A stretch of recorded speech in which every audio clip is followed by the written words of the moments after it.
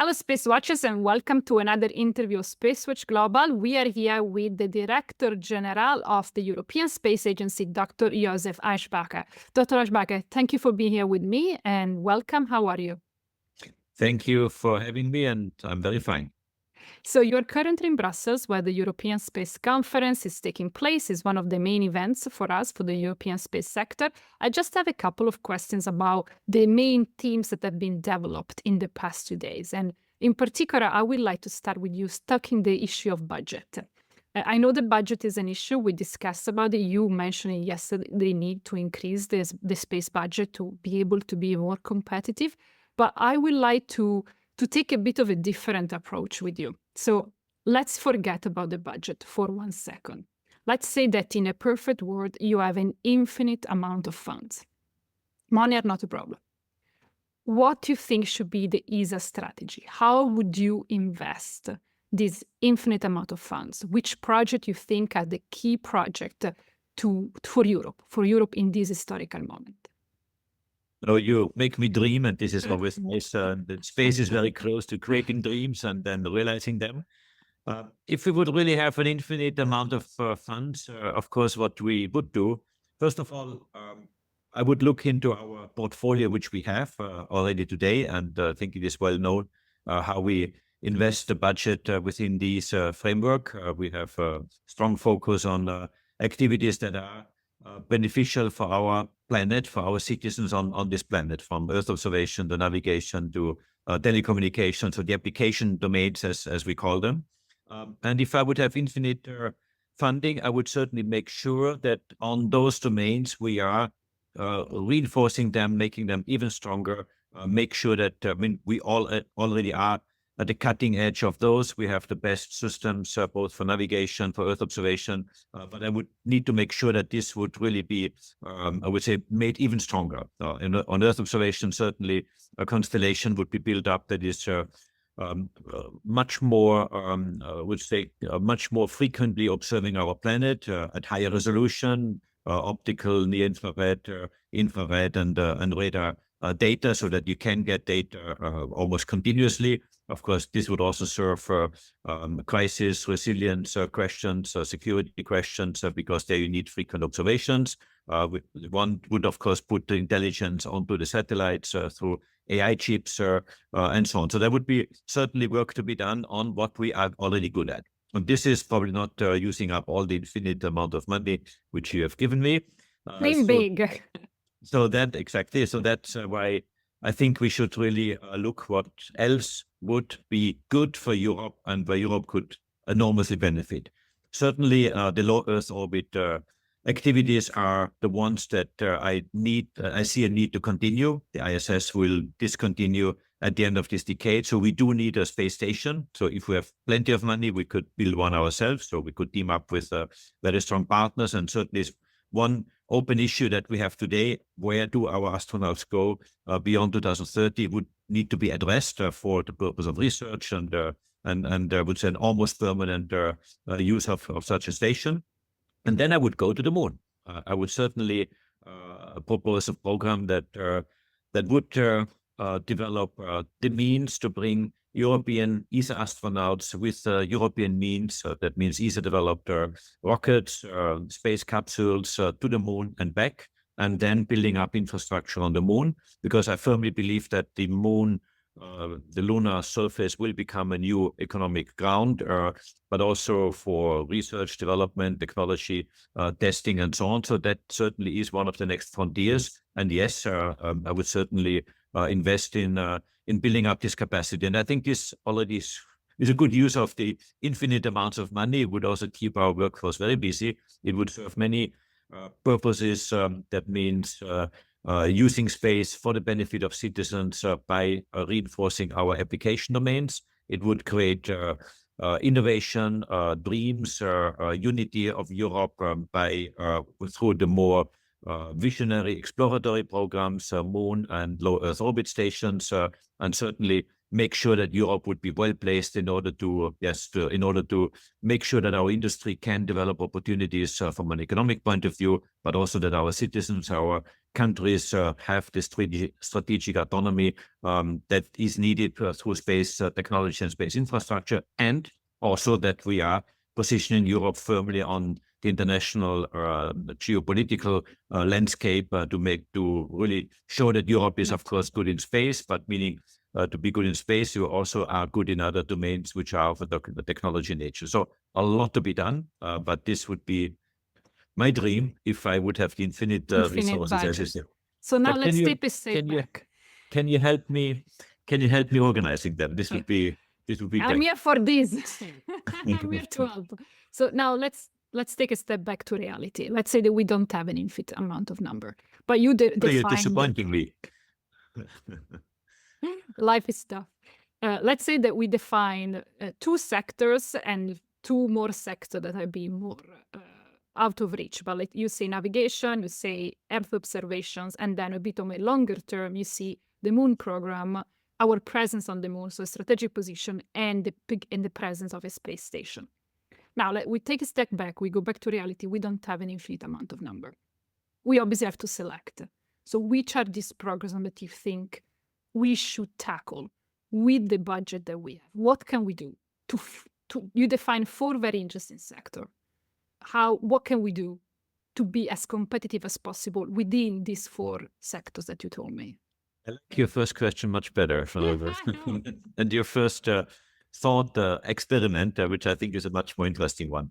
No, but if we have less funding, of course, we would always make sure that our flagships, so that means the ones that I mentioned before, will be well brought into the future, but certainly improved and built up.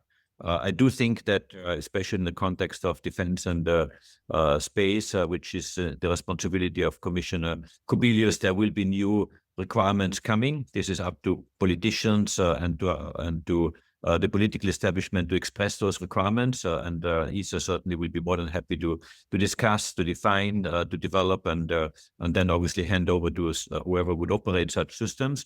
But certainly there is. I would expect that this discussion is just now starting, and that there will be requests coming from the member states at large and or the European Commission.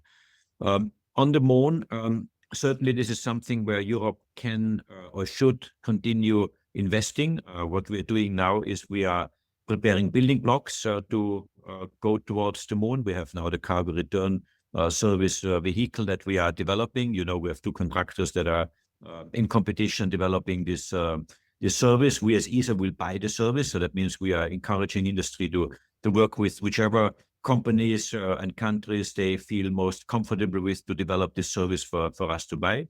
But certainly along the way, we are helping in the build-up of these technologies. There are bottlenecks, there will be bottlenecks coming up, and this is also the responsibility of ESA to help our industry, not only being a customer who sits back and writes the check at the end of the day, but really help along the process to make sure that they succeed, because this is what we want, and give a helping hand in the sense of expertise and support that we can provide in realizing these projects. But certainly this is something where we would step by step work.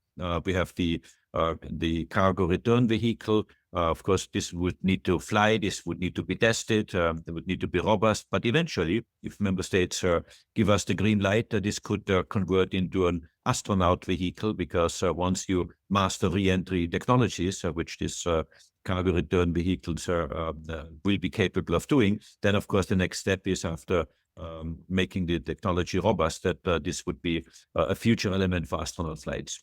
Of course, this is needs future decisions. Of course, also upgrades of rockets, either existing ones or new ones who would be capable of flying astronauts would be a next step.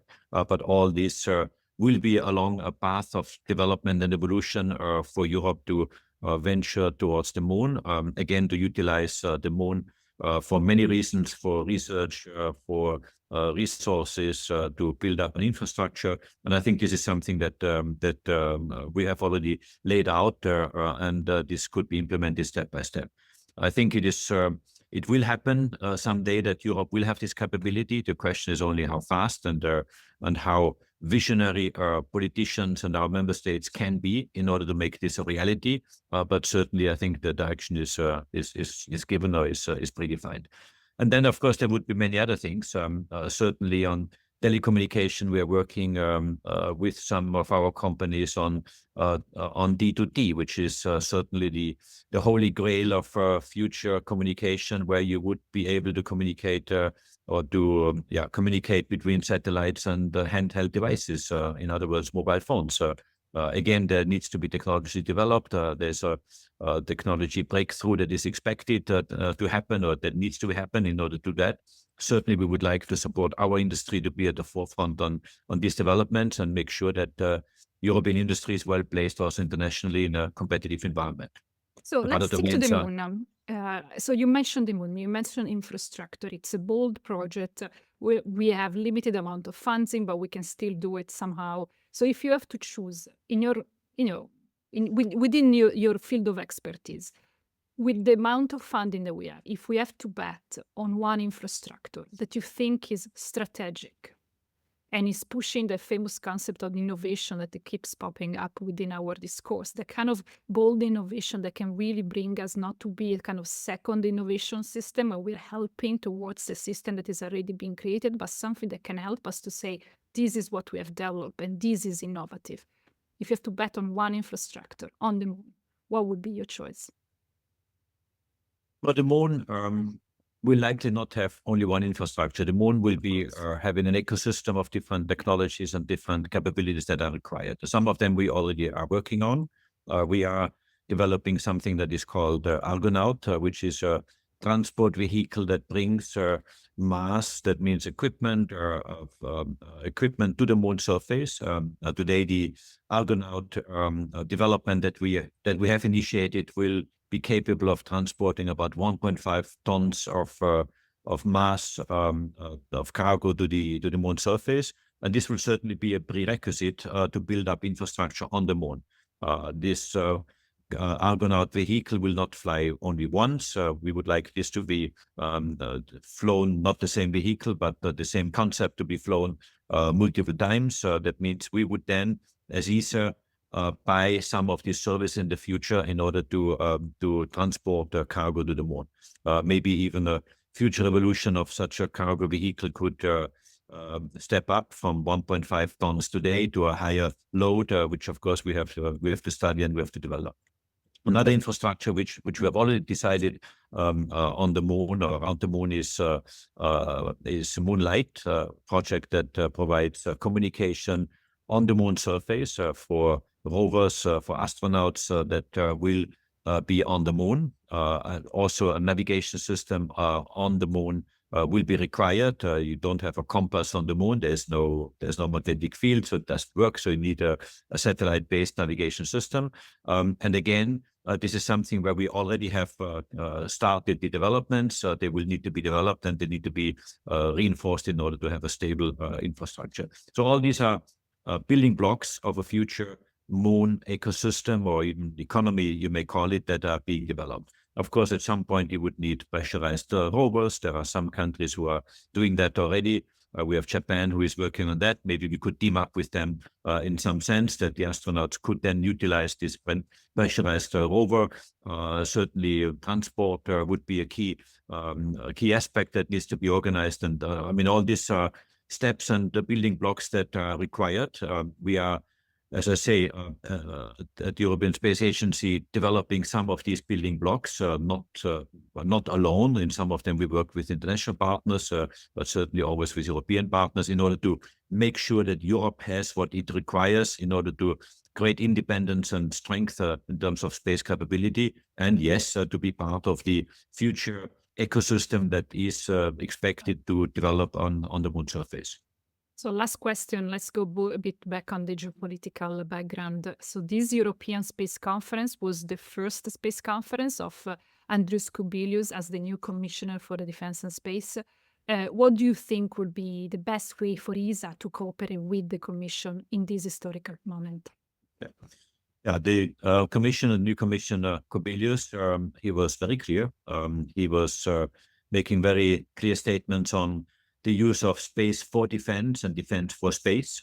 He actually was asking the participants and also in more smaller circles, the community to bring ideas to him. He said, I'm looking for a big bang idea in defense. What do we need to do to defend the European borders against a possible threat from the eastern side? And he said exactly the same. We need to apply on space. We need to really look into our capabilities which we have. What are the next big evolutions where Europe is good, and where could we have a similar Big Bang idea or Big Bang project also in space? Big Bang, by the way, is a space terminology, so it's very appropriate. It has created a universe in which we are happily living, so something that creates a future. Images, you love them. Exactly, and this is something certainly that I'm sure a lot of people are reflecting now, and he probably has his inbox full of Big Bang ideas already. But certainly what it shows to me is that the Commission is very serious in reinforcing space for defense, or space and defense together. This is his portfolio. And I certainly expect that we as European Space Agency, together with the Commission, will be part of this process to define these future Big Bang activities and these future ideas. So I think it's a really good moment. I think what we see in Brussels very clearly is a wake-up call for Europe to realize, first of all, to realize how good our European industry is, how good our capabilities are. Sometimes we are underestimating that we are actually excellent in many domains. But on the other side, also realizing that there's a huge evolution ongoing internationally. Think of the United States as one example, but not only. And Europe wants to participate in this, wants to be on the front line on many of these developments and programs, and Europe can do it. Of course, what is needed is political vision on one side, is funding on the other side, and these are exactly the messages which I gave also to the community. We have the capability. We should not underestimate and sometimes undervalue what we are and where we are good at, and we should really utilize. We should be proud of what we do, because we have excellent programs and projects in Europe. We should build on those, but yes, we do need funding, more funding, in order to make sure that space can really be materialized and be utilized in the best possible way for our people.